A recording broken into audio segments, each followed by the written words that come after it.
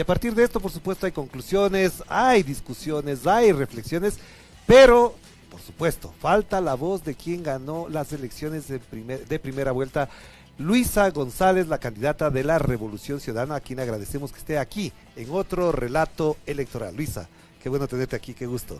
Muchas gracias, gracias Orlando, un abrazo a todos los que nos están viendo. Y lo primero para mí, dar las gracias a Dios. Ustedes saben, soy una mujer cristiana, creyente, practicante. Y lo primero, las victorias son nuestras, la gloria, para mí siempre la gloria será del Señor. Y gracias. Lo segundo, a la militancia de la Revolución Ciudadana, lo vengo diciendo desde el día de ayer. Miren, este es un proyecto político y es un proyecto político que a ratos deja de ser proyecto político para transformarse en familia. Y yo siempre digo que nuestra militancia es la mejor del mundo mundial, perdón la expresión, pero es lo que siempre les digo. Oye, han trabajado durísimo, no se cansan. Mira, así llueva, pasen hambre, haga sol, son maravillosos gracias a la militancia. Y también gracias al pueblo ecuatoriano, a toda la gente que dio su voto de confianza por esta mujer, por Luisa González, por un proyecto de fe, de esperanza, de días mejores para todos.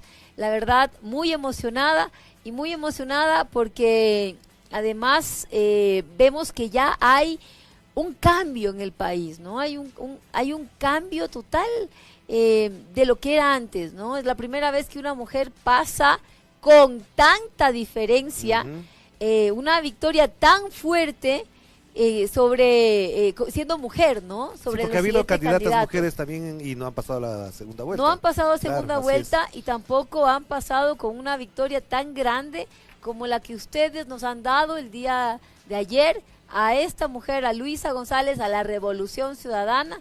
Y créanme que eso es un compromiso aún más grande para mí de seguir trabajando adelante con fuerza por este país.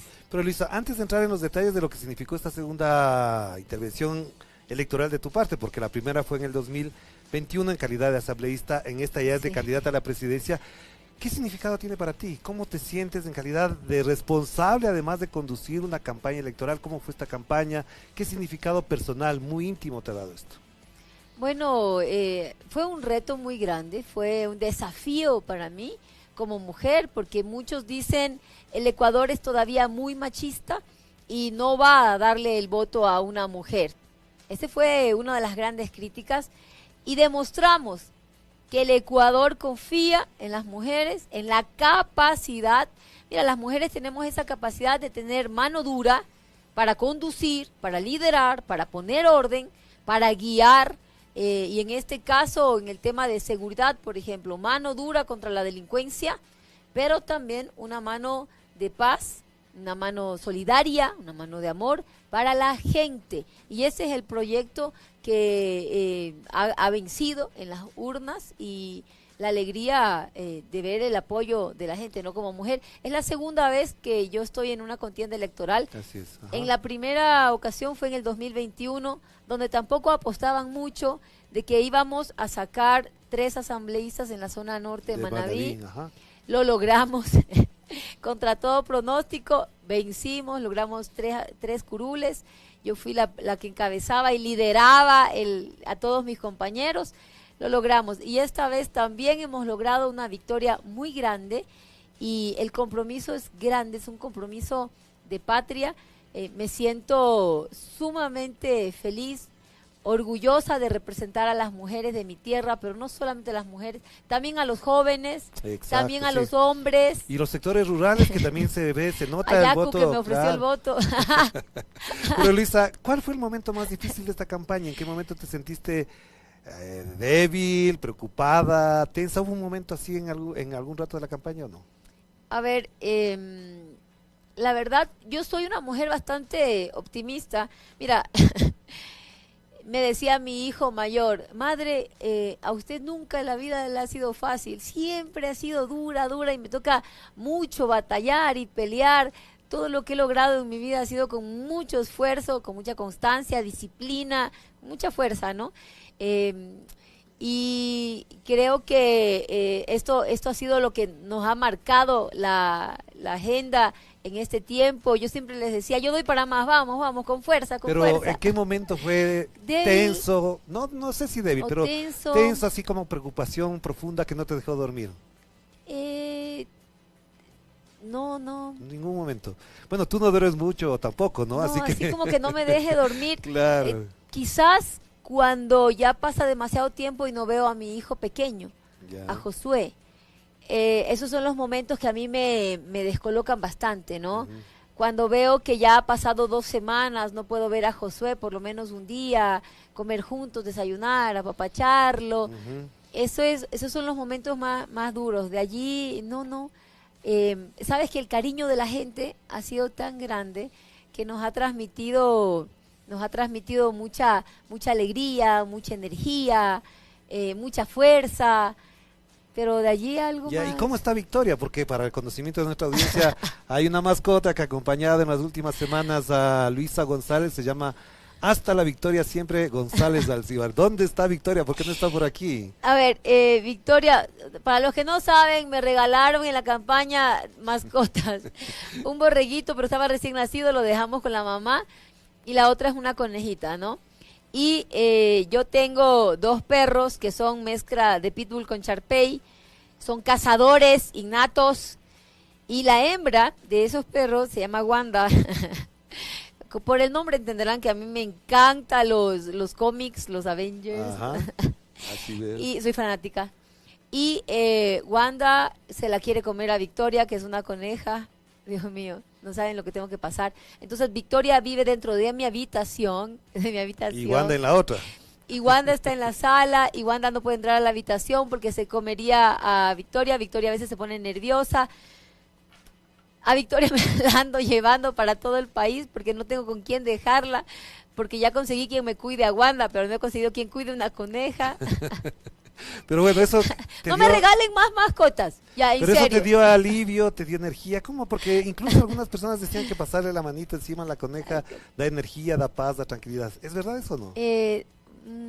Yo No no tanto. creo mucho en esas cosas, ¿no? Ya. Sí te cambia como el ánimo, porque tú a veces estás estresado y lo ves y dices, ¡ay, qué ternura! Ya. Pero eso me pasa también con Wanda, ¿no?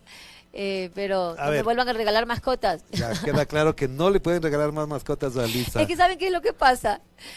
Que a mí, si me regalan un animalito, si fuera un insecto, yo ya lo adopto, ya lo cuido, Las plantas también. Me han regalado muchísimas orquídeas, arbolitos, bonsai, no tienen idea. Claro. Los tengo pero todos cuidaditos.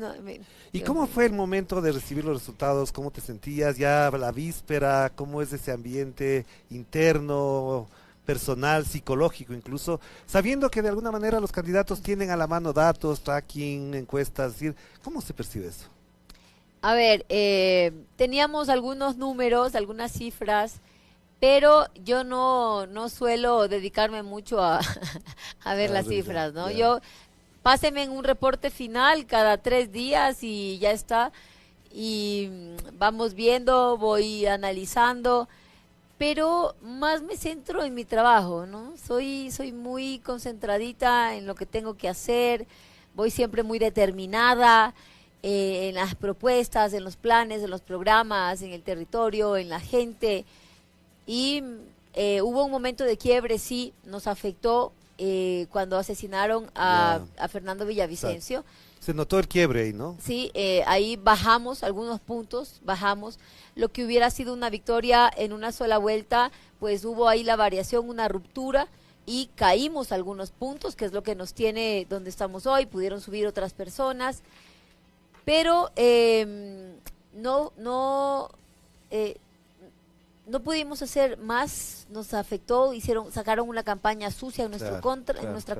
Es muy extraño, ¿no? Porque en lugar del sentimiento de dolor de que habían asesinado a un candidato a la presidencia, sacaron inmediatamente marchas como que hubiera estado algo organizado, sacaron un hashtag diciendo Correa asesino, intentaron afectar a la Revolución Ciudadana de esa forma.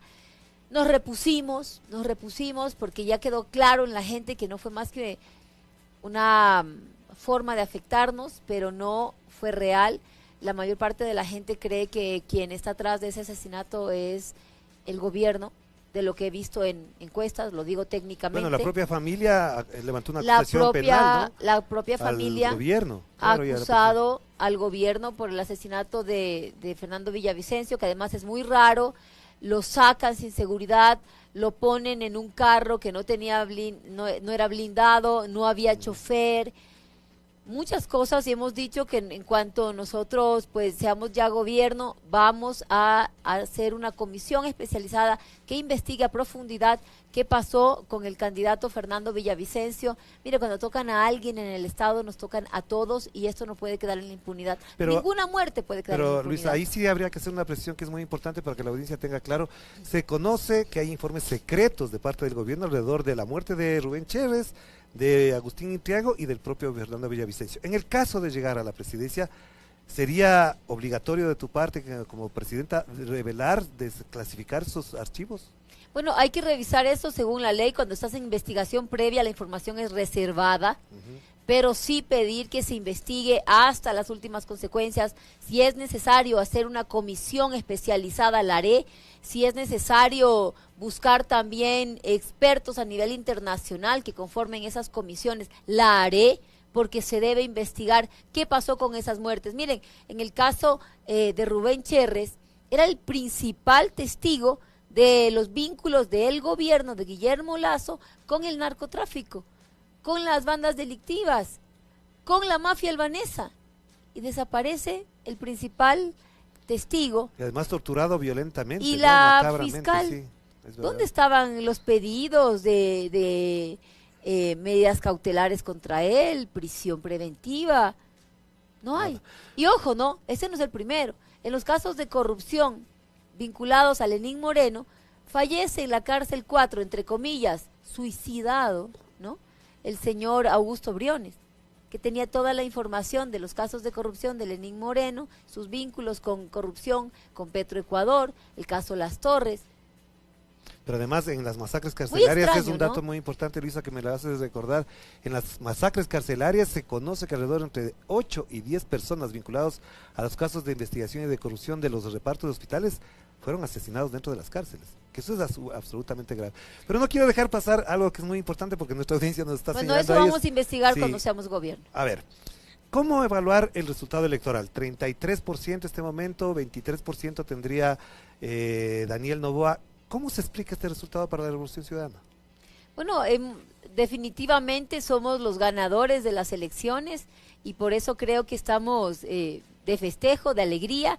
Mira, sacamos casi 60 asambleístas, hemos sacado muchísimos asambleístas más, hemos subido la votación a nivel nacional. Algo que resaltar, así, y gracias, querido Ecuador, la gente, a pesar de todos los actos de violencia, venció el miedo y se fue por la democracia y salió a votar, y tenemos un 82% de participación en las elecciones.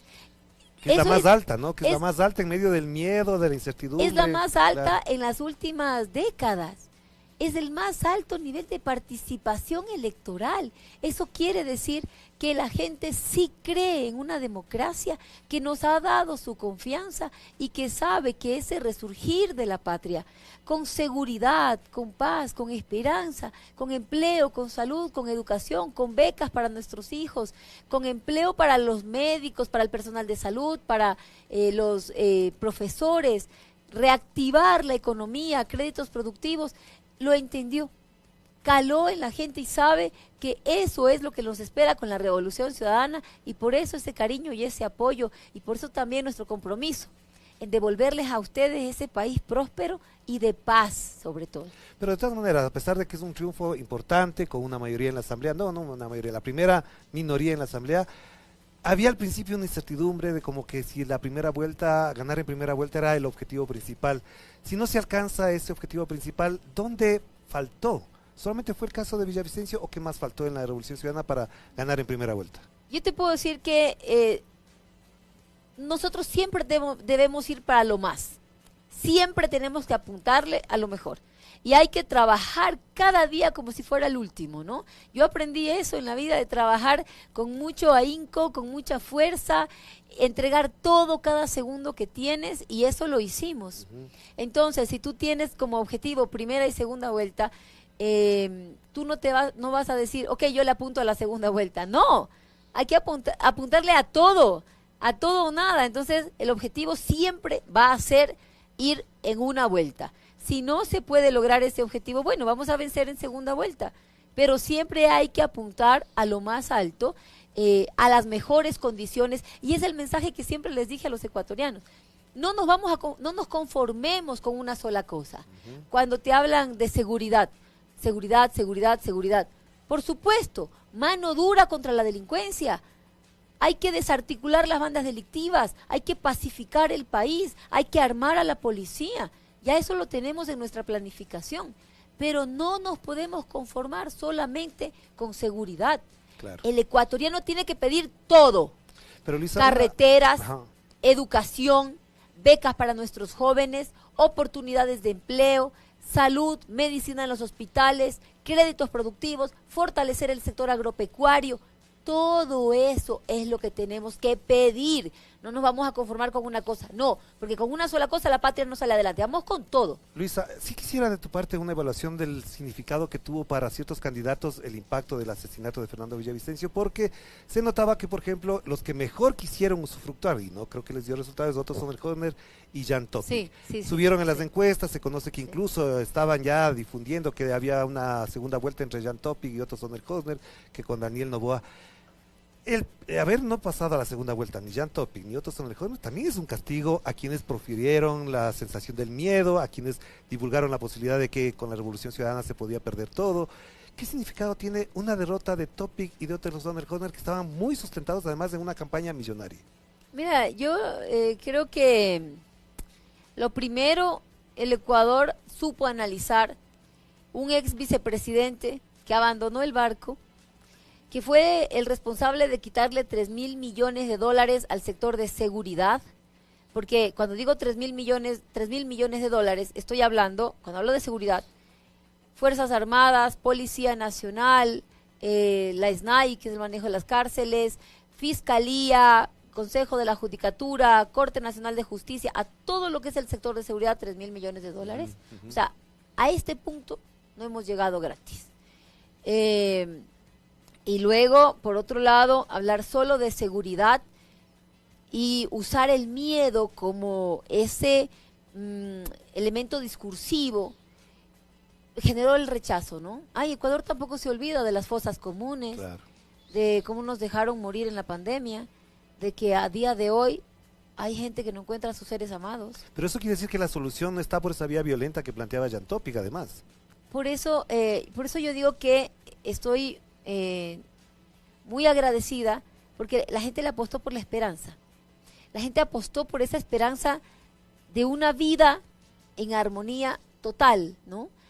Seguridad, mano dura contra la delincuencia, que esto pasa por desarticular bandas delictivas, fortalecer la seguridad interna, todo lo que es el crimen organizado a nivel transnacional, el trabajo que ya vengo haciendo, tanto con el presidente Petro como los embajadores de la Unión Europea, para hacer el trabajo coordinado y conjunto y desarticular toda esta red de crimen organizado, pero también el fortalecer el empleo. Los padres que tienen que llegar a su casa después de todo un día de buscar empleo, de no conseguirlo, de no tener para darle de comer a sus hijos sin esperanza, necesitan empleo. La gente necesita comer. Nuestros jóvenes, aquí en Quito, la Universidad del Sur que vamos a hacer, el metro hasta Calderón. Mira, no es cualquier obra. Es primero brindar educación para nuestros jóvenes. Y el metro es ahorrar tiempo de traslado. Ese tiempo de traslado que le ahorras a los ciudadanos es tiempo que van a poder pasar con su familia, pues. El llegar seguros a su casa. Todo eso hay que pensar de forma integral. La salud. No se nos puede morir un ser amado por pobre. Claro. Poner las medicinas en los hospitales, por favor. Los niños con cáncer que se nos mueren. Pero Luisa, los médicos desempleados, el personal de salud sin empleo, perdóname. Pero verá, te quiero plantear una cosa ahí porque efectivamente este mensaje, este relato es muy importante y esto creo que sustenta y explica el triunfo de la Revolución Ciudadana en esta primera vuelta. Pero también hay otros análisis que plantean que el voto juvenil se volcó hacia Topic, hacia Noboa, porque, digo, no me voy a mofar, digo las plenas como se dice normalmente, hicieron buenos TikTok, llegaron a un mensaje más blando, sin tanta dureza ni crudeza. Este voto juvenil, si es que es así, porque no está del todo confirmado, pero digamos que fuese así, ¿de qué manera no le apoya a la Revolución Ciudadana? Si es que se vuelca, se vira hacia mensajes del TikTok de, por ejemplo, Daniel Noboa. Bueno, habrá que analizar eso ya con los expertos, ¿no? Los jóvenes sí usan mucho el TikTok, pero yo creo que también son críticos. Yo no creo que los jóvenes sigan cayendo en esos TikToks de zapatitos rojos, de patineta, de vestimentas de viudas. Yo creo que ya tenemos unos jóvenes que analizan mucho mejor las propuestas y en cuanto a ellos, ¿qué es lo que quieren los jóvenes? Los jóvenes también quieren salud, también quieren becas. Mira, jóvenes que se han educado sacando las mejores notas y que hoy no tienen becas y que saben que nosotros les vamos a volver a dar las becas, el presupuesto para la universidad pública, los dejaron fuera del sistema educativo, van a volver a las unidades educativas del milenio, a las universidades porque vamos a devolver el presupuesto. Vamos a abrir las carreras virtuales para ir cerrando la brecha de nuestros jóvenes que se quedaron sin acceder a la universidad. Para los que no han logrado graduarse, ya lo he dicho, vamos a hacer bachilleratos acelerados para que obtengan su título de bachiller. Pero Noboa ofrece 280,000 ingresos libres a la universidad. ¿Cómo se explica esto? Un ofrecimiento que no se puede, técnicamente es imposible. Técnicamente es imposible porque las universidades tienen que tener la capacidad y la infraestructura para poder acoger esa cantidad de gente, ¿no? Y tienes que darles presupuesto además. Entonces, ¿qué es lo que nosotros técnicamente les estamos diciendo? Lo que Luisa González técnicamente les dice: primero, devolver el presupuesto a las universidades y las becas para que puedan entrar los jóvenes nuevamente a las universidades. Pero adicionalmente, no hay la infraestructura necesaria para cerrar la brecha. Entonces, vamos a abrir carreras virtuales para que puedan estudiar. Y hay un tema adicional, la seguridad. Mientras convertimos a Ecuador en un país seguro, vamos también haciendo que nuestros jóvenes estudien seguros. Pasa que muchos de nuestros jóvenes, y afecta más a las mujeres, no pueden salir a clases en las tardes, noches, por lo inseguro que es ahora mismo el país. Para ellos, y que no se queden fuera del sistema educativo, van a ver estas carreras virtuales. Técnicamente 280,000 plazas directamente no se puede, técnicamente no es factible. La capacidad que tiene la infraestructura nacional no da. Pero ¿será suficiente eso para convencer a los jóvenes? Porque parecería que hay cierta banalidad en algunos casos, pero en otras, sí he dicho yo personalmente, hay una memoria muy corta. Hay gente que no sabía que era hijo de Álvaro Noboa, no sabía que era un empresario, no sabía, por ejemplo, que le debe, la corporación Noboa le debe como 80 millones de dólares al SRI, si me equivoco me corregirán. Es decir, también hay una memoria muy corta entre los jóvenes. Yo diría incluso, en modo de autocrítica social, que la memoria de los jóvenes y de algunas personas es lo que dura un TikTok o lo que dura un meme. Bueno, yo creo que yo creo que nuestros jóvenes analizan que hay un porcentaje que no lo hace a profundidad, pero para eso estamos nosotros también, para irles informando, para irles dando las ideas, para que puedan generar un pensamiento crítico, y el resto pues ya queda también en su cancha, en el decidir, y eso es la democracia, ¿no? Que puedan escoger, pero siempre con un análisis crítico, qué se puede, qué no se puede. Ya una vez les ofrecieron a los jóvenes libre ingreso a la universidad, créditos educativos, becas, no les cumplieron. ¿Por qué? Porque por ofrecer cualquiera puede decir cualquier cosa, pero técnicamente no es factible, y eso es lo que ha ido marcó la agenda en el 2021.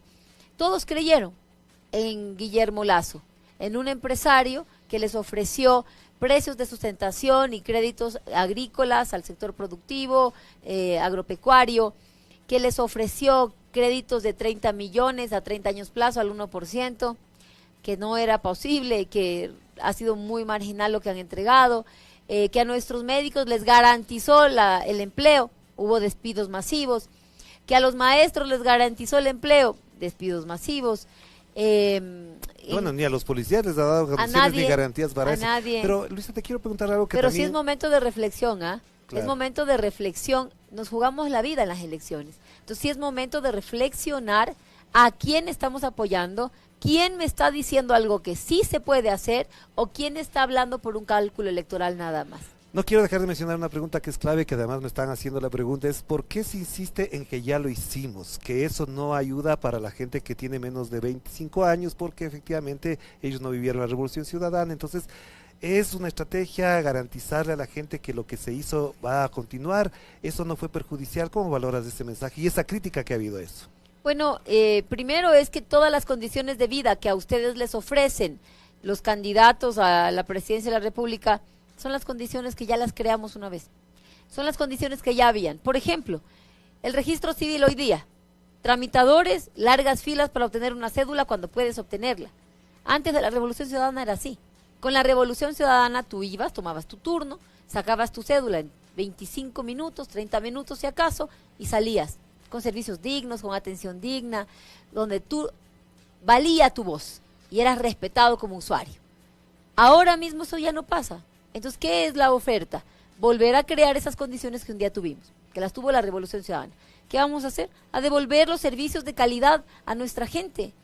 A que si usted va a una institución pública, su voz cuente, sea respetado y la atención sea con calidad y con calidez y con prontitud.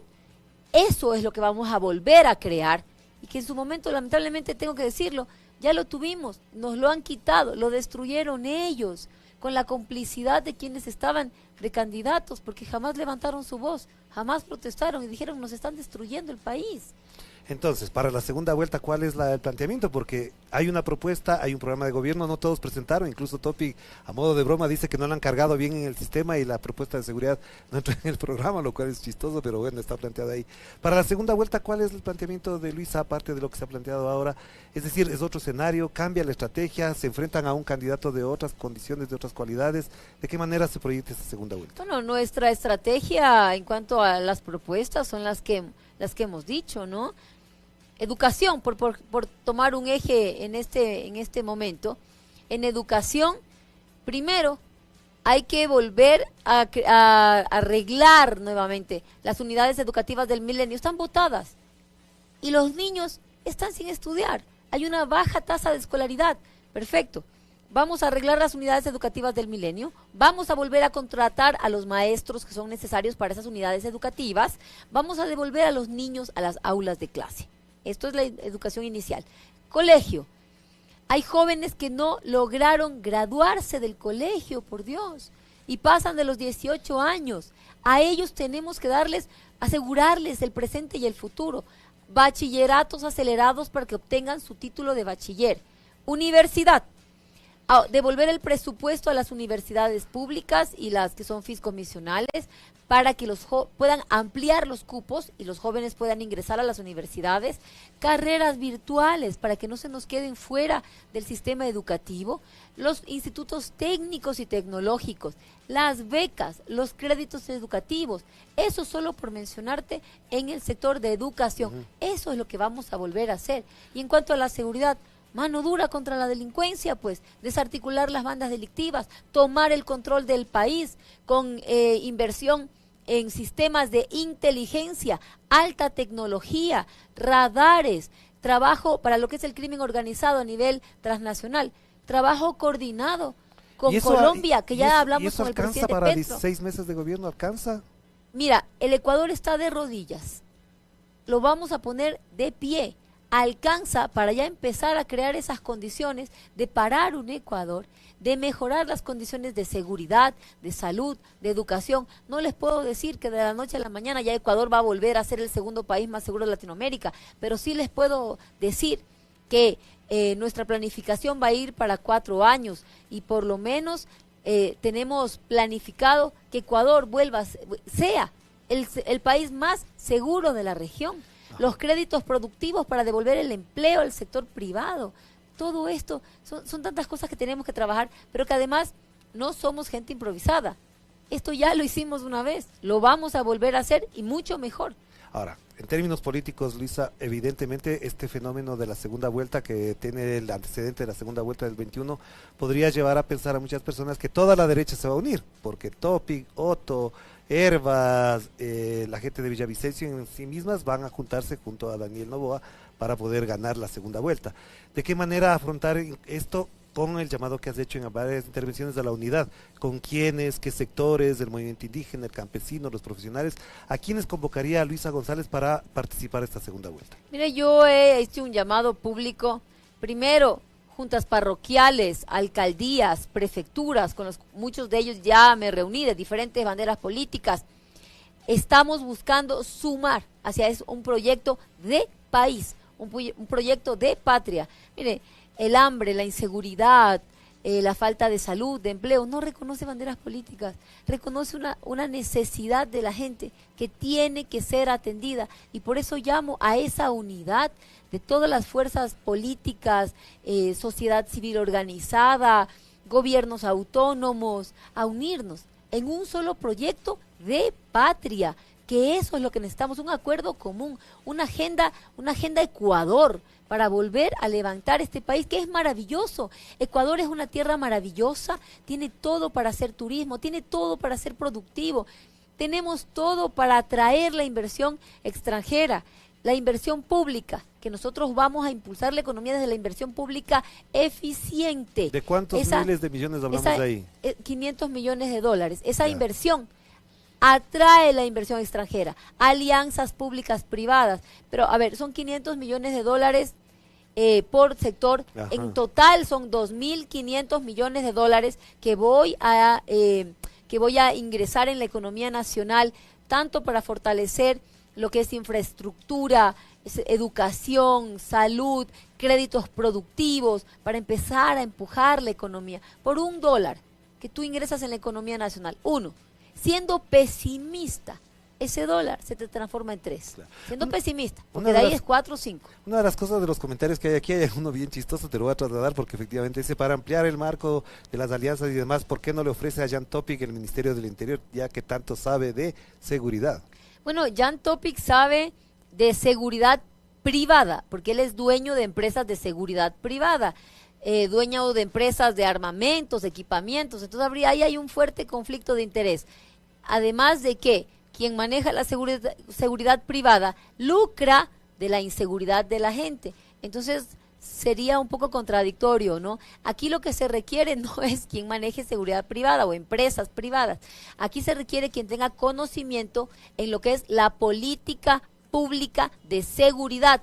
Eso es el Estado completo, ¿no? Eso es desarticular bandas delictivas, eso es invertir en sistemas de inteligencia. Nosotros tenemos grandes elementos en Fuerzas Armadas, en Policía Nacional, el trabajo coordinado entre Fuerzas Armadas, Policía Nacional, ECU 911, también con la función de justicia. Todo esto es un trabajo conjunto. Hablar de la seguridad del Estado no es lo mismo que hablar de una empresa de seguridad privada. Pero, por ejemplo, una cosa para ir cerrando ya. Por seriedad también. Algunos policías mencionaban que algunos familiares quieren ser policías y que les cuesta hasta 40,000 y en otros casos hasta $50,000 ahora ingresar para ser oficiales de la policía. ¿Cómo se va a atender eso? Porque prácticamente sería una selección excluyente, discriminatoria de ingreso a la policía de gente que quiere trabajar y no necesariamente que tiene plata para entrar. Bueno, hay que volver a apoyar a nuestra Policía Nacional. Primero, el equipamiento a la policía, ¿no? A los policías que ya tenemos. Hay muchos que están durmiendo en colchones, en el suelo. Ese trato indigno a nuestra Policía Nacional no puede seguir. Ellos dan la vida por nosotros cuando salen a patrullar las calles. Nosotros vamos a devolverles también la seguridad a ellos, con equipamiento, con armamento, con municiones, con equipos como chalecos antibalas. No los tienen. Vamos a volver a esas compras públicas para fortalecerlos. Voy a declarar en emergencia el sector de la seguridad. Y en cuanto al ingreso a la policía, pues tiene que ser por méritos, ¿no? Quienes pasan los exámenes, quienes tienen ese acceso, como es en las universidades también, ¿no? Quienes tienen la capacidad, el conocimiento, que han rendido los exámenes, que están aptos, debe garantizarse que pueden entrar a fortalecer las filas de la fuerza pública para que nos den la garantía a nosotros de la vida. Una última pregunta entonces, Luisa. ¿Qué significado tiene esta declaración que hiciste ayer cuando ya conocían los resultados, salieron ante la prensa, ante el público en general, y mencionaste que el Ecuador no quiere un lazo 2.0? ¿Qué significado tiene eso?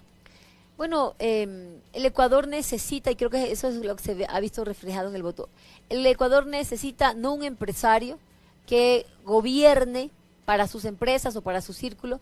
Ecuador necesita un líder, en este caso una líder, que sepa conducir al país, que sepa administrar el país para garantizar derechos. No es lo mismo la empresa privada que se enfoca en rendimientos económicos para su empresa que lo que es el sector público que se enfoca en garantizar derechos. Derechos a la seguridad, a vivir en paz, derecho a la salud pública de calidad y gratuita, a la educación pública de calidad y gratuita, al empleo digno, a que nuestros ciudadanos tengan acceso a empleo digno. ¿Cómo logras empleo? Fortaleciendo el sector privado, que es el que aglutina la mayor parte del empleo. ¿Cómo lo fortalezco? Crédito productivo, protegiendo protegiendo la producción nacional. Eso es necesario, no a las importaciones libres de cualquier producto que quiebran la producción interna. Hacia eso es a lo que vamos. Pero me estoy olvidando de un detalle que es muy importante. Ayer en la consulta popular el Yasuní ganó el sí. Todo indica que estaría ya, digamos, certificado ese resultado. ¿Cuál sería la postura de Luisa González en calidad de presidenta de la República sin la posibilidad de usar los recursos que se producían desde el Yasuní? ¿Qué implica esto para una gestión de un gobierno? Bueno, no es solamente lo que dejes de percibir como Estado, hay que analizar ahí qué contratos se van a dar por terminado y las indemnizaciones que usted y que yo tendremos que pagar. No sé, probablemente sean indemnizaciones de cerca de 15.000 millones de dólares. No tenemos ni siquiera para atender la salud, la educación. Ni el fenómeno del niño ahora. El fenómeno del niño. Claro. ¿Qué vamos a hacer ahora cuando tenemos que pagar indemnizaciones millonarias, en miles de millones, por una consulta popular? Vamos a ver. ¿Y hay alternativas a eso o no? Mire, hay que revisarlo, a ver cómo vamos a salir, qué contratos hay, cómo se van a dar por terminados. Es un escenario bastante complejo. Ya, muchas gracias. Gracias, Luisa, por atender esta invitación. Gracias a ustedes por acompañarnos. La primera reacción de la candidata presidencial ya para la segunda vuelta, Luisa González, a propósito de lo ocurrido el día de ayer. Y por supuesto también el enfoque y el análisis de lo que significa este nuevo escenario electoral. De esto seguiremos conversando aquí.